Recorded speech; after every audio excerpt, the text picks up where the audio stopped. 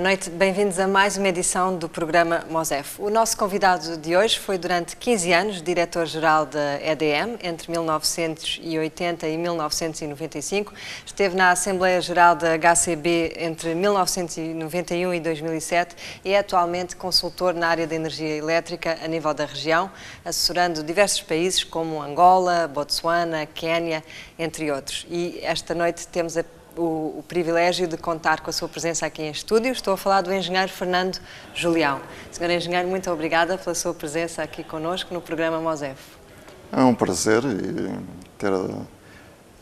reconheço o convite também que me foi feito e espero que possa contribuir de alguma forma para que este projeto seja um sucesso. Muito obrigada e certamente será uma contribuição muito importante. Nós estamos agora na fase de preparação da conferência dedicada ao setor de recursos energéticos, que se vai realizar nos dias 20 e 21 de maio, e ao longo desta hora teremos a oportunidade de abordar alguns dos desafios e já na perspectiva também de preparar a conferência. Senhor engenheiro, olhando para o país atualmente, nós vemos que Moçambique está numa fase fascinante de um grande boom económico. Vemos grandes projetos já em curso e outros que se avizinham. Olhamos para os projetos de construção, os projetos de infraestrutura, os projetos na área energética. A minha pergunta é, o país está preparado em termos de infraestrutura elétrica para abraçar todos estes projetos? A questão é sempre, se não está preparado, tem que se preparar, não é? Porque os desafios são grandes, mas todos os participantes percebem, conhecem os desafios e acredito que vai ser possível conseguir criar as infraestruturas necessárias para responder a esses desafios. Acredito que não é fácil. Aliás, a experiência dos últimos 10, 15 anos tem demonstrado exatamente isso. Que nem sempre se consegue identificar as melhores formas de responder aos desafios. Mas é um processo e acredito que haverá capacidade para isso. Já há, no entanto, alguns sinais de alerta sobre a capacidade atual, não é? Em termos de energia elétrica, especificamente. Quais são os sinais de alerta que identifica atualmente no país? Basicamente, o crescimento da demanda vai ultrapassar a capacidade instalada. Portanto, se não houver velocidade em criar as condições para responder a esse aumento da demanda. E o aumento da demanda vai ser disperso, portanto, vai ser em pontos diferentes do país. Portanto, nós temos que criar geográficos, será? Infraestrutura, não só em termos de capacidade de produção, mas também em termos de capacidade de transporte dessa produção para os centros onde os consumos se vão localizar. Não é? É possível quantificar de algum modo qual é que é o consumo atual e quais serão as necessidades projetadas para daqui a 5 a 10 anos? É evidente que muito da demanda vai depender de projetos de desenvolvimento. E é importante nós termos consciência que a base de partida de Moçambique é ainda pequena, relativamente pequena. Significa que qualquer projeto, por exemplo, de mineração, qualquer projeto industrial, tem logo um grande impacto em termos de consumo. Hoje o consumo de Moçambique anda à volta dos 700 megawatts. Vou falar só de potência, portanto, sem entrar em detalhes de energia, dos quilowatts-hora e por aí, portanto, falando só em termos de potência, para simplificar, para simplificar o entendimento. Hoje o consumo de Moçambique é da ordem dos 700 megawatts. Provavelmente nos próximos 20 anos chegará entre 2.500 a 3.000 megawatts. Significa que, só para dar uma ideia de referência, vamos crescer cerca de 1 kWh nos próximos 20 anos. Pode-se dizer que não é muito, mas, tendo em conta a base de partida, colocam-se desafios importantes neste aspecto. Se alguns dos projetos industriais ou dos projetos de mineração que estão previstos não se realizarem, é evidente que isto vai logo alterar significativamente a demanda que esteja prevista ou que está prevista. Não é? Então, tem que haver aqui um acompanhamento também atento por parte das entidades que têm a responsabilidade do planeamento da expansão do sistema, para que estes projetos que estão previstos, se acontecem, se não acontecem, quando é que irão acontecer. Mas em termos gerais penso que não dará muito desta ordem de grandeza, portanto, um crescimento de cerca de 2.000 megawatts nos próximos 20 anos. Portanto, quase 4 vezes mais o atual consumo. Esses 2.500 a 3.500 megawatts baseiam-se essencialmente na parte ou nas necessidades da indústria e dos projetos que referiu, ou contemplam também o acesso universal à rede elétrica? Grosso modo, estamos a falar de 1/3 que será de resultante dos projetos industriais, dos grandes projetos, e os outros 2/3 serão o consumo, digamos, natural, a expansão natural da eletrificação, o esforço de eletrificação. E em relação aos projetos que estão em vista para o reforço da capacidade energética do país, acha que devem se concentrar no aumento da produção ou na reabilitação da rede existente? Bom, os projetos de reabilitação é evidente que não vão depois permitir a expansão, não é? Portanto, terá isto por causa também das opções em termos de financiamento e das escolhas que terão que ser feitas. Portanto, há de haver necessariamente novos projetos de produção e transporte. Não é? Provavelmente pode-se questionar se a dimensão de alguns projetos que estão em análise se fazem mais sentido ou menos sentido no contexto atual, se projetos de transporte, em alguns com a dimensão que hoje estão a ser equacionados, se tendo em conta que perspectiva e para que propósito é que esses projetos vão servir. Basicamente é produção para exportação, produção para consumo interno. Essa equação tem que ser definida e a estratégia de desenvolvimento do setor tem que responder a essa questão. O que é que e de que forma é que se deve fazer a expansão e para responder a que tipo de consumos. Não é?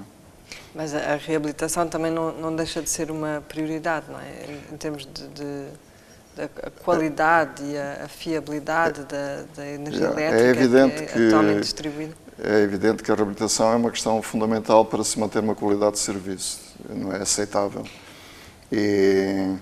Mas aquilo que será o grande desafio, portanto, e aquilo que vai necessitar realmente de mobilização de capital será sempre em termos da expansão do sistema. E a reabilitação, eu imagino que será percentualmente uma pequena parte do volume de capital necessário para assegurar uma boa qualidade de serviço. Agora, estes são, de facto, projetos, como disse, que requerem uma grande mobilização de financiamento, são capital intensivos.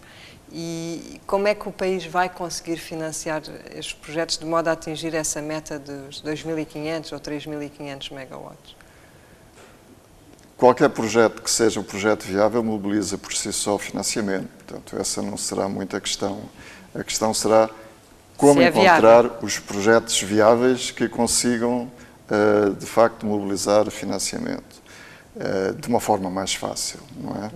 Eu acredito que, e isto é sempre este balanço, e por isso nós em Moçambique falamos muito da necessidade de exportação como uma forma de complementar a viabilidade dos projetos e facilitar os financiamentos necessários para a sua realização. É sempre um balanço muito delicado entre a exportação e consumo doméstico, mas também necessário, porque no quadro atual do sistema elétrico moçambicano é muito difícil viabilizarmos projetos porque não temos entidades sólidas do ponto de vista financeiro, não é?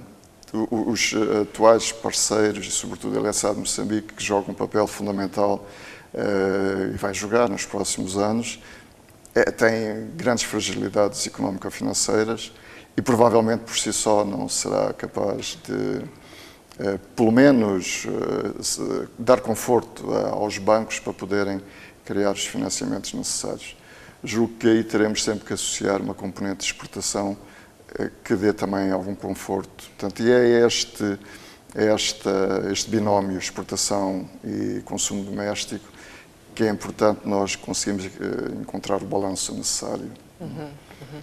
Hoje em dia, por exemplo, olhando para o exemplo de Cahora Bassa, mais de 2/3 da produção é exportada, não é? Sim, mas estamos a falar de um projeto que é um projeto que foi criado e definido no tempo colonial. Num contexto muito próprio. Num contexto completamente diferente, em que até tinha uma cláusula, a famosa cláusula de regime preferencial, em que não se podia usar a energia de Cahora Bassa a não ser para exportar para a África do Sul. Portanto, essa cláusula, quase de uma forma natural, foi sendo ultrapassada, até porque quando Moçambique cria um sistema de interligação com o Zimbábue, já há aqui um acordo tácito das entidades sul-africanas em aceitar.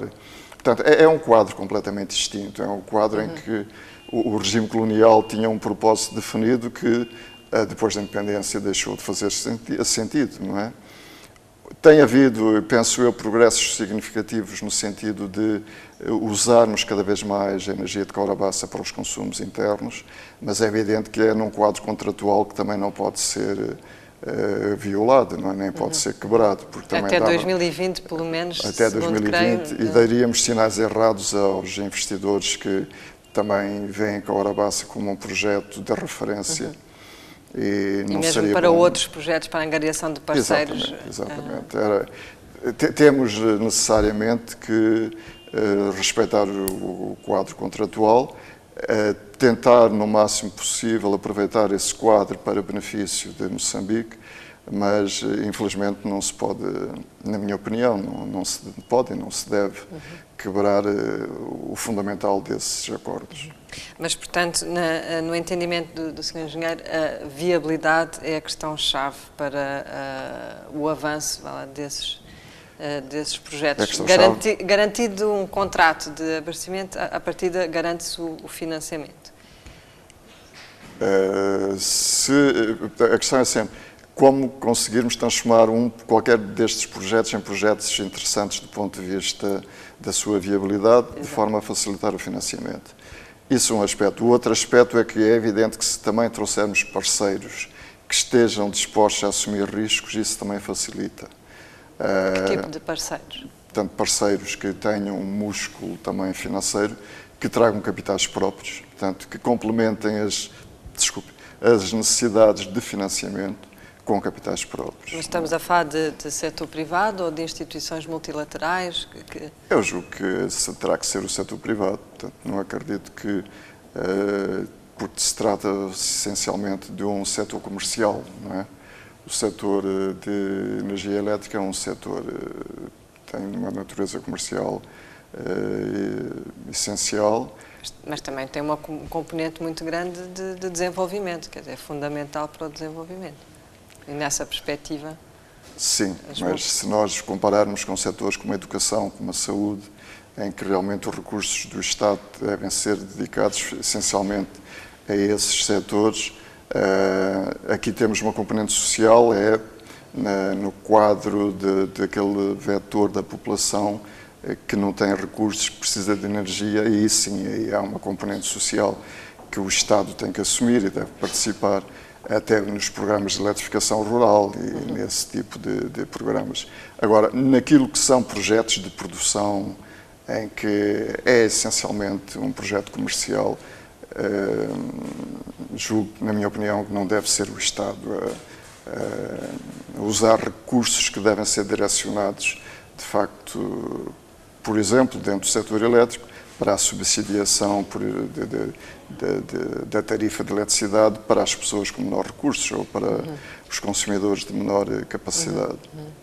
Agora, em termos ainda no tema da viabilidade e da procura de mercados, ao nível da região, o engenheiro Julião conhece muito bem o mercado.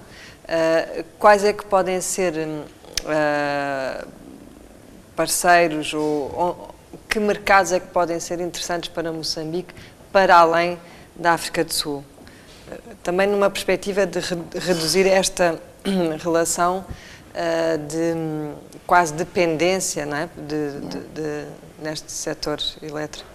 Bom, infelizmente nós estamos num quadro que tem um grande desequilíbrio.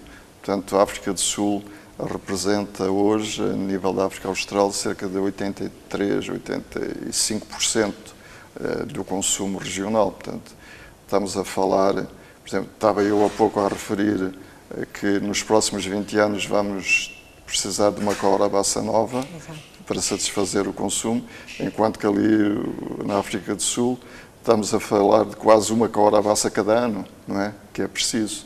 Portanto, nos próximos 20 anos eles vão precisar de cerca de 20 Corabaças, enquanto nós só vamos precisar de uma Corabaça para satisfazer os nossos consumos. Portanto, isto dá uma ideia da diferença da dimensão dos mercados. Depois da África do Sul temos o Zimbábue, que é para aí 10% do mercado, menos 5% do mercado sul-africano. Portanto, aqui se nós queremos viabilizar ou queremos ajudar à viabilidade económica de projetos através da exportação, inquestionavelmente teremos sempre que passar pela África do Sul. Até porque Zimbábue, historicamente, nem sempre tem honrado os seus compromissos. Sim, mas também estamos a falar de 20 anos para a frente e em 20 anos, naturalmente, que a situação vai acontecer, muita coisa vai alterar-se no Zimbábue e acredito que será um parceiro sólido e importante também para o setor energético moçambicano nesse horizonte de 20 anos, não é? Portanto, hoje pode não ser uma referência a ter em conta, mas acredito que vai ser, e até porque é o único país que neste momento precisa de energia, porque está mais de metade da energia do Zimbábue é importada e não vai haver nos próximos 20 anos velocidade dentro do Zimbábue para assegurar projetos alternativos de produção própria que reduzam esta dependência. Portanto, aqui vai ser uma boa oportunidade também para Moçambique contar com o mercado zimbabuiano neste horizonte dos 20 anos. E outros países como a Zâmbia, o Malawi ou a Tanzânia até?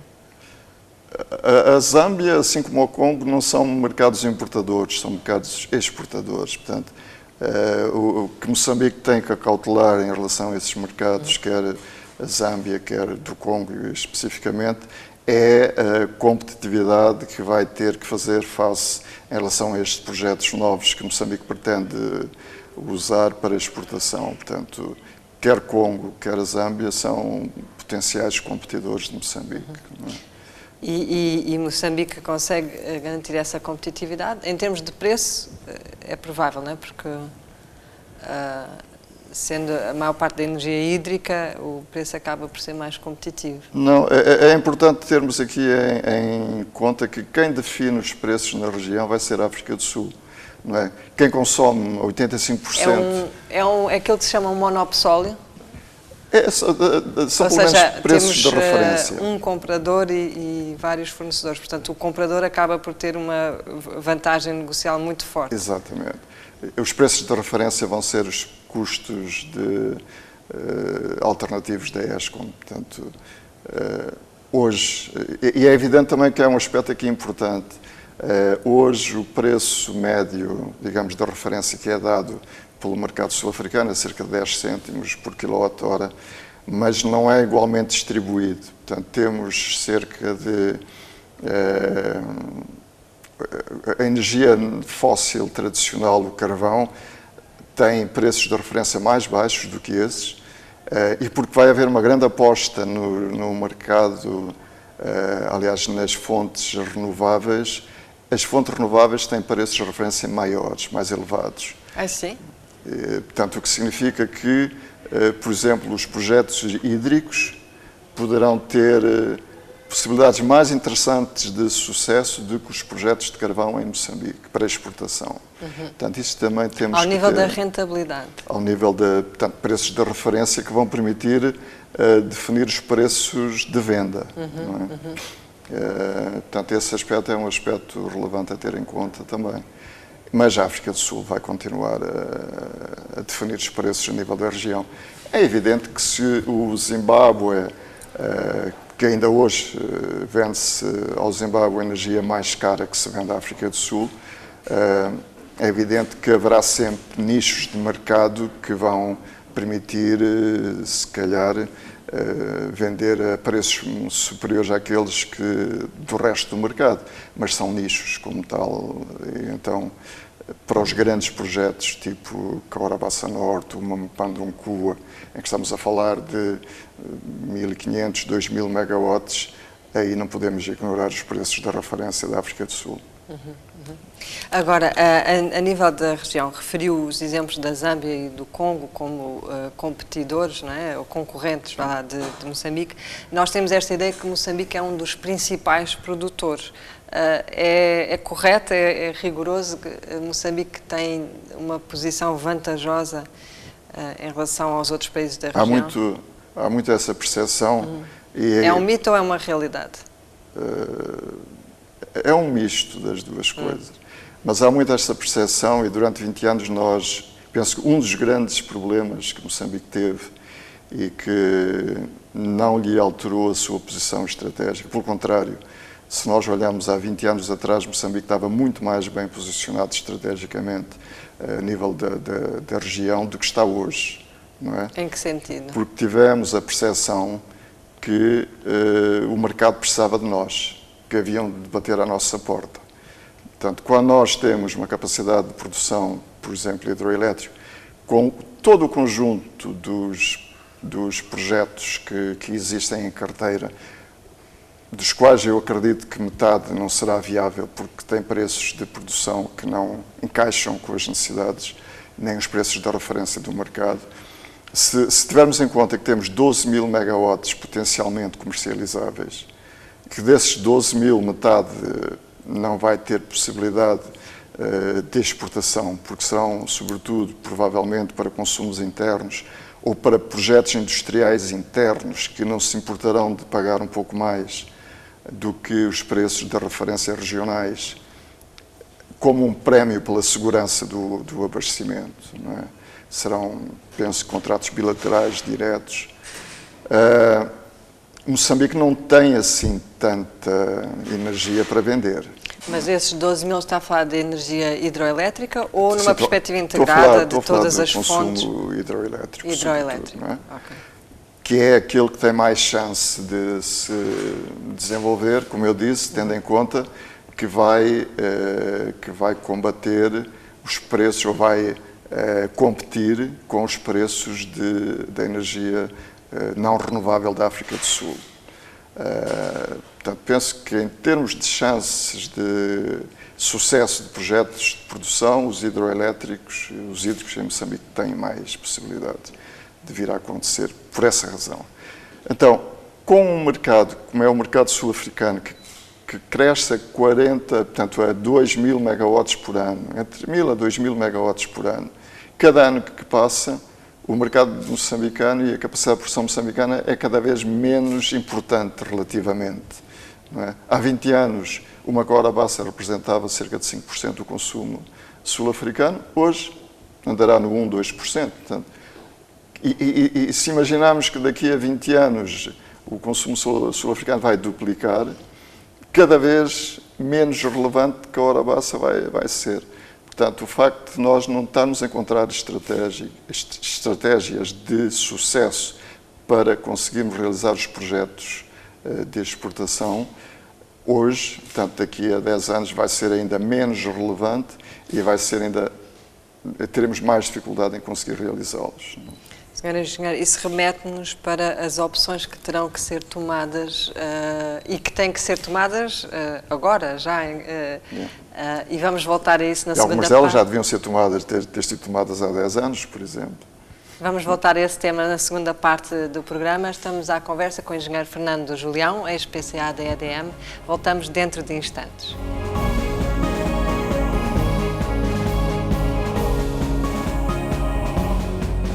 estamos de volta para a segunda parte desta edição do programa MOSEF. Estamos à conversa com o engenheiro Fernando Julião, ex-PCA da EDM e consultor na área de energia elétrica ao nível da região da África Austral. Senhor engenheiro, na primeira parte do programa disse uma frase curiosa que foi que há certas opções que deviam ter sido tomadas há 10 anos atrás. Está a referir-se a que opções? Não, essencialmente, houve sempre a percepção que o mercado havia de vir ter connosco, havia de nos bater à porta. E isso é um pouco uma ideia que deve funcionar ao contrário. Não é? Nós é que temos que ir ter com o mercado se de facto queremos fazer acontecer os projetos para, sobretudo os projetos de exportação que permitirão acrescentar uma componente de viabilidade aos projetos candidatos. Mas aqui o mercado, basicamente, estamos a falar da África do Sul. Estamos a falar da África do Sul. Anteriormente. Pois, e que tem a vantagem de ser um mercado perfeitamente definido e a desvantagem de eles saberem que são um mercado preferencial e que por isso também nos impõem condições, digamos, mais difíceis de realizar. E eu digo, o que eu dizia há pouco em relação a questões que deviam ter sido acauteladas ou realizadas já tanto mais para trás, é em relação a este aspecto, não é? É que nós nunca tratamos, ou pelo menos tivemos sempre dificuldades em tratar, de uma forma, digamos, uniforme, os nossos contactos com a África do Sul. Nós tivemos vários projetos a acontecer, com diferentes, digamos, players, não é? E que transmitiam sinais diferentes à África do Sul. Então, não havia um sinal consistente, único, com uma estratégia bem definida, que o mercado sul-africano percebesse, é isto que nós queremos, não é? Chegávamos com projetos com tarifas diferentes, com abordagens diferentes, sem se ter uma ideia de uma... Porque a grande questão aqui em Moçambique é como é que nós fazemos chegar a energia ao mercado consumidor, sobretudo um mercado que fica longe dos centros de produção. Todos estes aspectos, na minha opinião, pelo menos, não foram acautelados convenientemente, de forma a que nós pudéssemos dar uma mensagem consistente, uniforme ao mercado e que o mercado ganhasse confiança, não é? Agora, não haverá aqui, tendo em conta as enormes oportunidades de negócio que existem atualmente em Moçambique, não haverá aqui outras estratégias possíveis de negociação que abranjam não só o setor de energia elétrica, mas de uma forma mais ampla o país e as oportunidades de investimento e que se possa negociar com a África do Sul, dando contrapartidas de participação noutros projetos, por exemplo? Antes disso, até há questões que são mais penso eu, mais relevantes, que é, nós temos que dar conforto, como eu referi há pouco, ao mercado, mas também temos que dar conforto aos investidores, não é? Temos que criar aqui um ambiente que permita que quer o mercado, quer os investidores estejam confortáveis, que estão a entrar numa zona de investimento que é credível, que lhes dá perspectiva de retorno nos investimentos que venham a realizar. Do ponto de vista do mercado, que entrando em contratos de compra, que esses contratos vão ser cumpridos, que vão ser a longo prazo estabelecidos e que não vai haver falhas no fornecimento. Portanto, este duplo conforto ao mercado e aos investidores é importante. Mas Sr. Engenheiro, está a falar de questões de transparência e de governação? De onde é que vem esse conforto? Vem por um conjunto de aspectos que têm que ser definidos, não é? Neste caso, concretamente, a definição de um mercado de eletricidade em Moçambique. Portanto, nós hoje estamos com projetos a acontecer, cada caso é um caso. Não há uma definição transversal a todos os projetos que estão a tentar ser implementados, de forma que todos os investidores saibam que quando chegam aqui, estas são as regras e estes são as expectativas que eles vão ter que responder, não é? No caso concreto do mercado de eletricidade, quando um produtor independente chega a tentar investir em Moçambique, ele tem que saber a quem é que deve vender, quais são os critérios comerciais de venda e exatamente também do ponto de vista do mercado, no caso concreto da África do Sul, tem que saber a quem é que deve comprar, quem é a entidade que de facto deve fazer o interface com os potenciais compradores sul-africanos.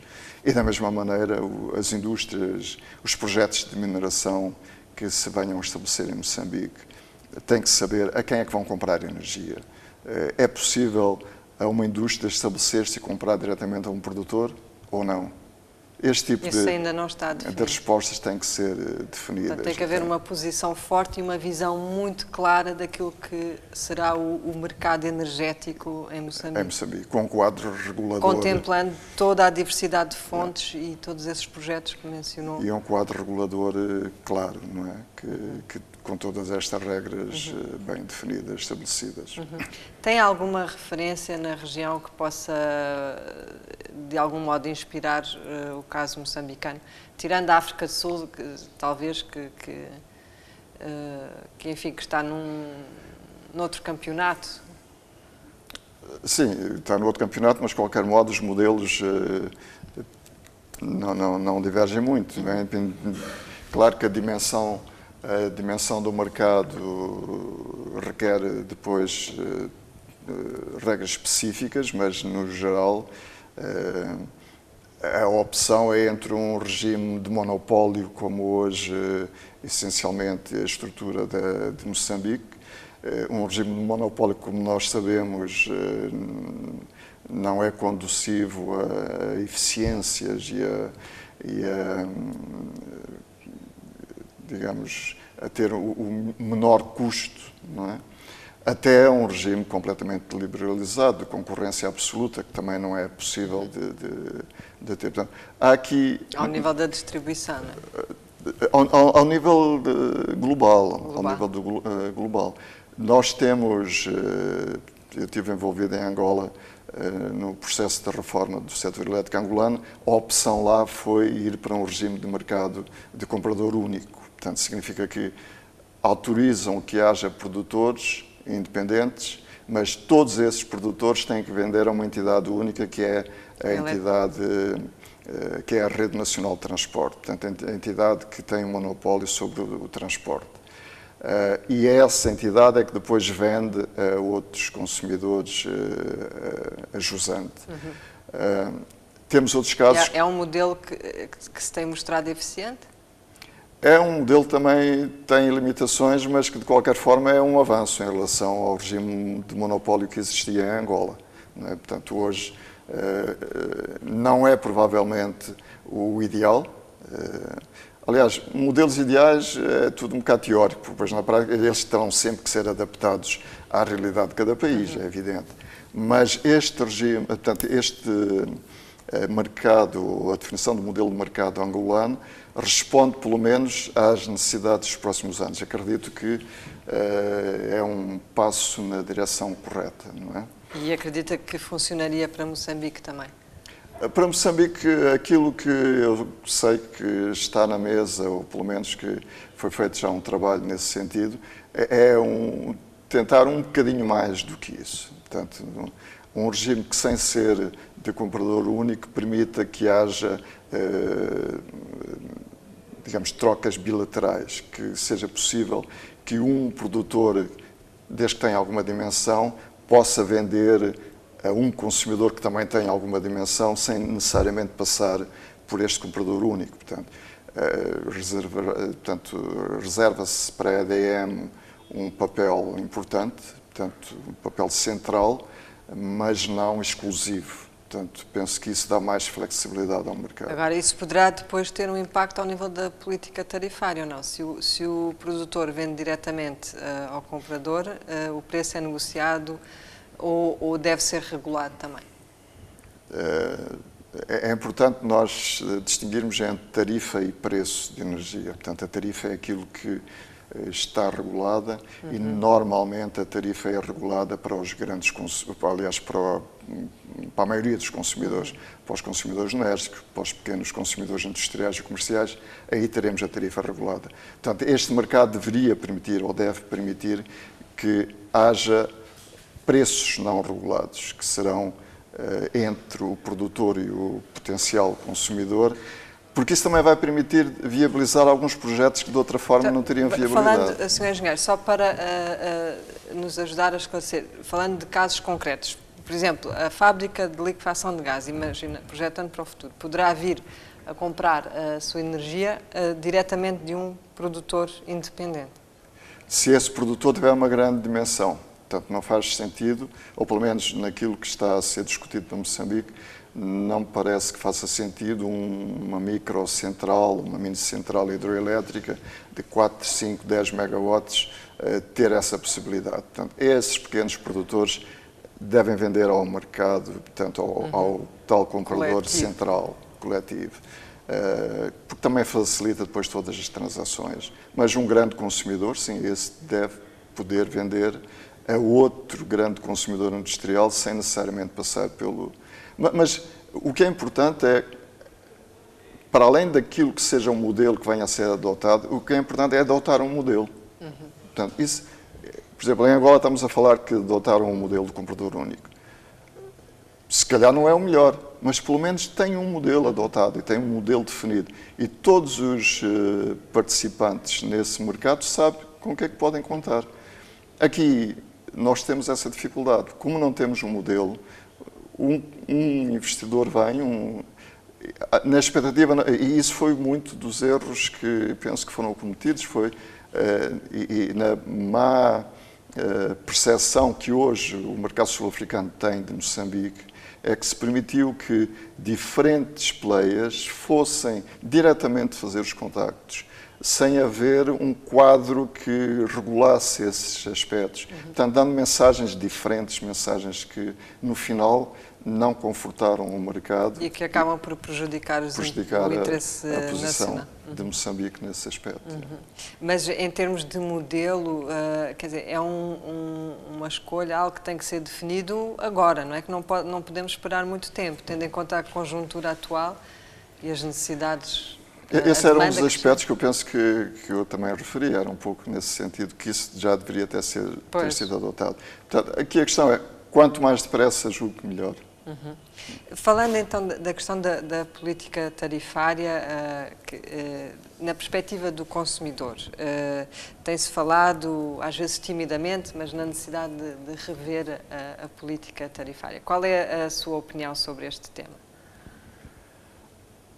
Eu penso que mais do que rever a política tarifária é a questão da execução da política tarifária. Não é?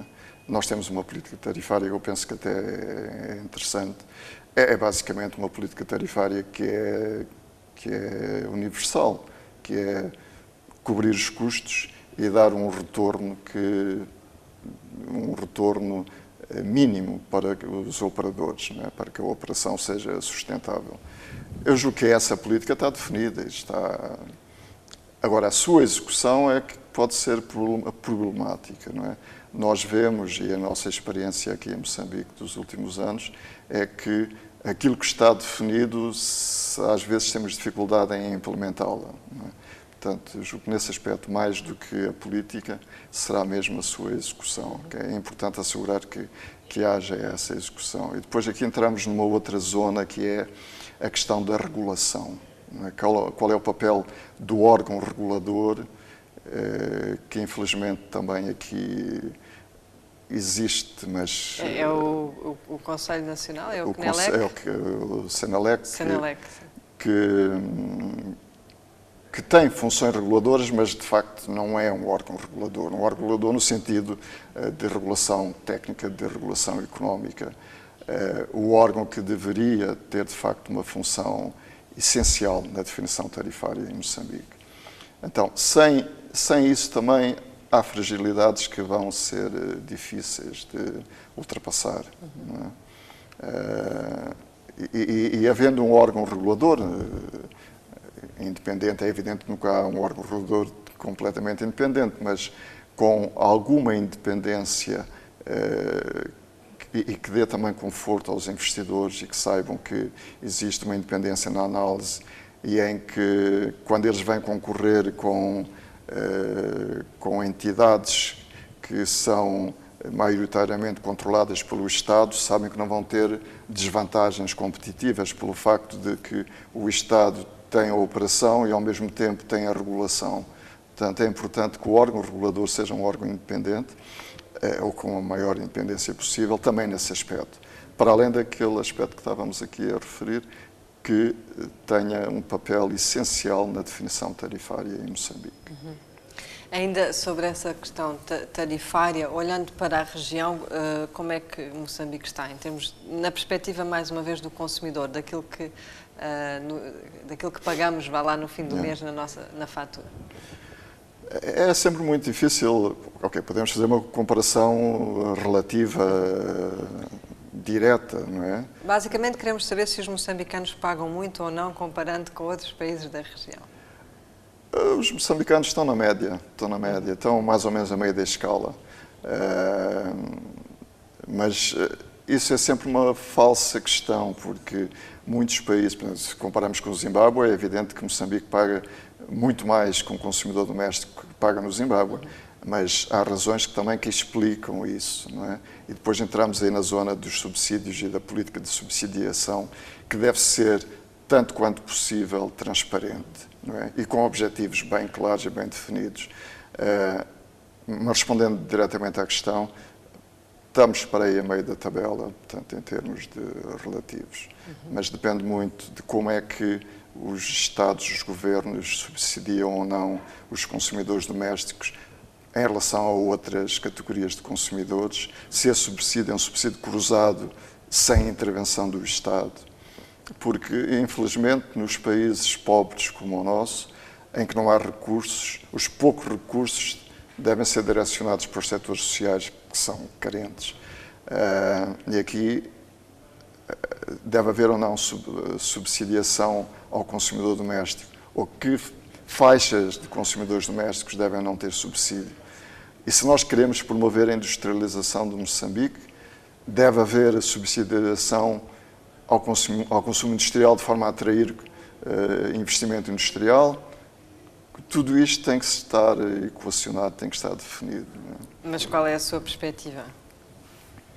Uma vez que disse que, em relação à política, a política em si nem está...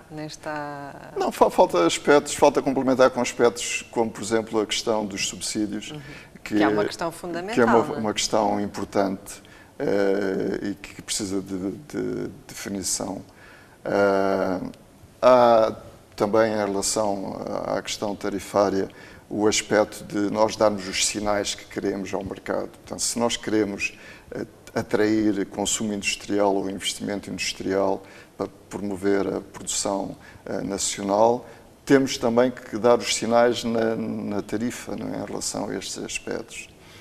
E aqui depois leva-nos um pouco mais para trás, que é como é que nós não transferimos essa vantagem competitiva de Moçambique, pelo facto de termos um preço de produção de energia relativamente barato em relação a outros países. Portanto, não exportar toda a nossa energia, porque estamos depois a exportar a nossa vantagem competitiva. Portanto, isto tem que estar equacionado sobre os sinais à subsidiação para a promoção do consumo industrial, não exportar toda esta vantagem competitiva, mas somente aquela que permita viabilizar os projetos de produção. Portanto, este balanço tem que ser aqui encontrado, não é? Para nós podermos avançar. Nessa perspectiva, por exemplo, eu penso que a hidroelétrica de Caurabaça, neste momento, daquilo que exporta, que é cerca de 2/3, acha que quando se renegociar o contrato, essa cota deve baixar, aquilo que é exportado? Eu penso que sim. O caso da HCB é um caso visível, não é um caso de referência, não faz sentido nenhum. Nessa altura estará completamente pago, estará completamente amortizado o investimento realizado na sua aquisição e tem de ser, de facto, colocado ao serviço da economia moçambicana na sua totalidade. Essa é a minha opinião, porque também nessa altura haverá outros projetos, novos projetos a acontecer que podem perfeitamente substituir a HCB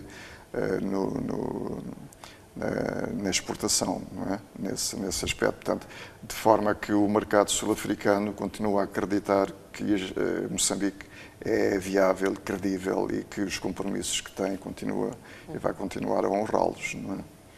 E, portanto, também é expectável que nesse espaço temporal deixemos de importar alguma energia que ainda é importada hoje, não é? Sim, por força dos acordos da HCB, em que não podemos usar na totalidade, ou não podemos... Portanto, a energia tem que sair e depois... Sim, mas atenção, que muita da energia que sai e que volta a entrar não é importada, portanto, é transferida. Não é importada no sentido em que não é paga, não é? Não é, portanto, não a única coisa tem que fazer um longo caminho para chegar ao sul, porque o mercado do sul está longe do centro de produção, está longe de Caurabaça, mas não é energia importada, é energia que Moçambique tem que pagar só o custo da transferência dessa energia via sistema sul-africano.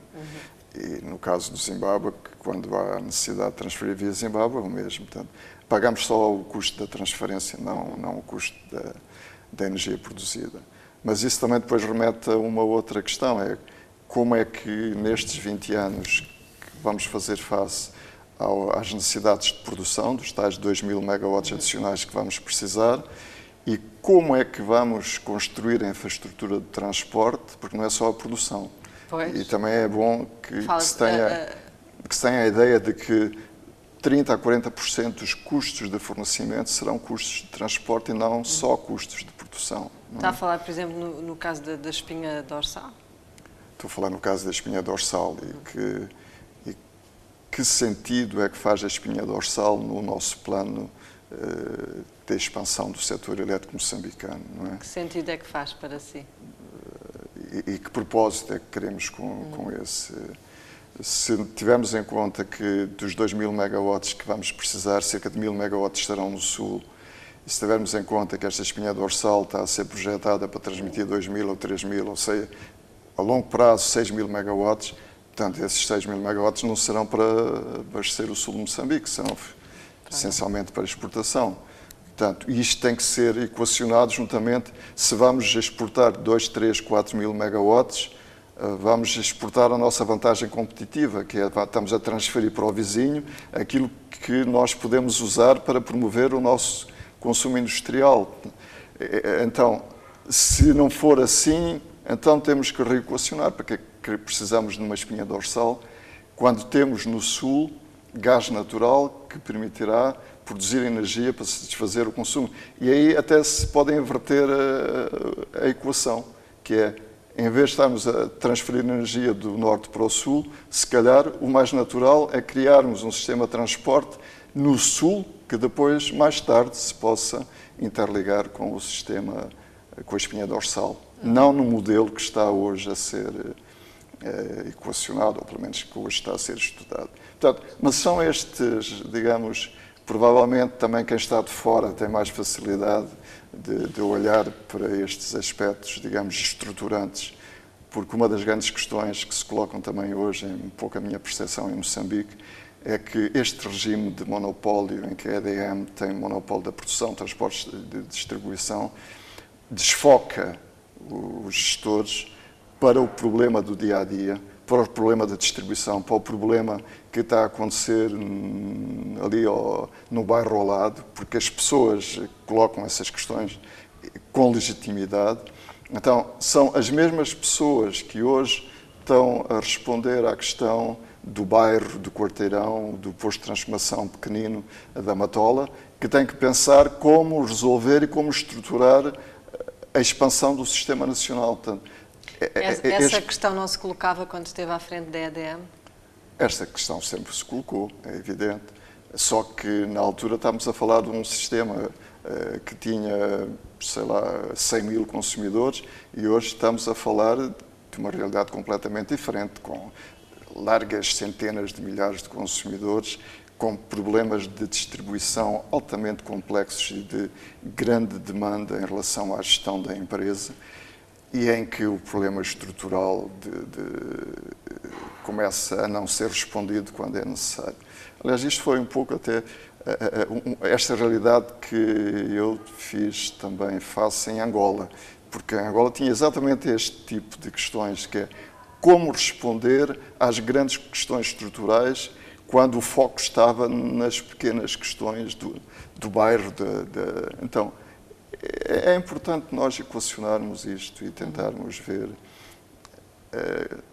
como expandir o sistema, mas também qual é a estrutura que devemos usar para poder expandir o sistema e responder a essa necessidade. Sr. Engenheiro, de facto estamos num momento crítico, não é? E ao longo deste programa falámos aqui em questões, em vários desafios que se apresentam. Falámos no transporte, produção, a política tarifária, falámos na posição negocial de Moçambique perante também os compradores e no concreto a África do Sul. Assim, em jeito de síntese e antecipando também a conferência que vamos ter nos dias 20 e 21 de maio, quais é que acha que são as 2 ou 3 questões-chave que o país deve mesmo discutir quando se fala do setor energético? Penso que há aqui um aspecto que é um aspecto essencial, é o aspecto da regulação do setor. Temos hoje um órgão que tem alguma componente de regulação, mas que de facto não é um órgão regulador em tanto que tal. É importante que haja um órgão regulador que acautele a questão tarifária, que faça a regulação económica do setor e que dê conforto aos investidores, transmitindo a independência de regulação, que é fundamental. A outra questão é a questão do mercado, a definição do mercado. Portanto, nós não podemos continuar, sobretudo tentando atrair capital para assegurar o desenvolvimento dos projetos necessários para fazer face à demanda, sem uma definição clara de mercado. Como é que se vai estruturar? Como é que se vai estruturar o mercado elétrico? E depois, em resultado desta definição do mercado, estruturar a indústria, porque a estruturação da indústria de fornecimento de eletricidade também vai depender muito de como é que nós queremos estruturar o mercado. Portanto, isso vai dar depois os sinais de como é que nós estruturamos a indústria de fornecimento de eletricidade. Penso que é importante nós transformarmos o atual regime de monopólio, que era um regime que foi constituído há 40 anos atrás e que, atenção, na altura era, de facto, o modelo mais moderno, não é, que Moçambique adotou, mas hoje já não é o modelo mais moderno. Portanto, está hoje, das experiências de todo o mundo, há modelos que respondem melhor às necessidades de desenvolvimento, com mais eficiência, com melhor qualidade de serviço do que o atual quadro, digamos, da estrutura da indústria de fornecimento aqui em Moçambique. Portanto, penso que esses seriam os três aspectos. E depois, a grande questão sempre, que é a questão de criar um quadro transversal a todos os investidores que venham para Moçambique e que se equacione a questão de assegurar a viabilidade dos projetos, acautelando a transferência da vantagem competitiva de Moçambique, que é essencial nós retermos tanto quanto possível em Moçambique para produzirmos localmente, para dinamizarmos a economia nacional. Engenheiro Fernando Julião, muito obrigada pela sua presença aqui no programa MOSEF, foi um grande prazer. Okay, muito obrigado e espero que tenha contribuído, que possa continuar a contribuir para esta... Contribuiu muito e contamos também consigo na conferência nos dias 20 e 21 de maio, que já está quase a chegar. Ok, muito obrigado. Muito obrigada também por nos ter acompanhado aqui no programa MOSEF. Voltamos em breve, continuo na companhia da STV.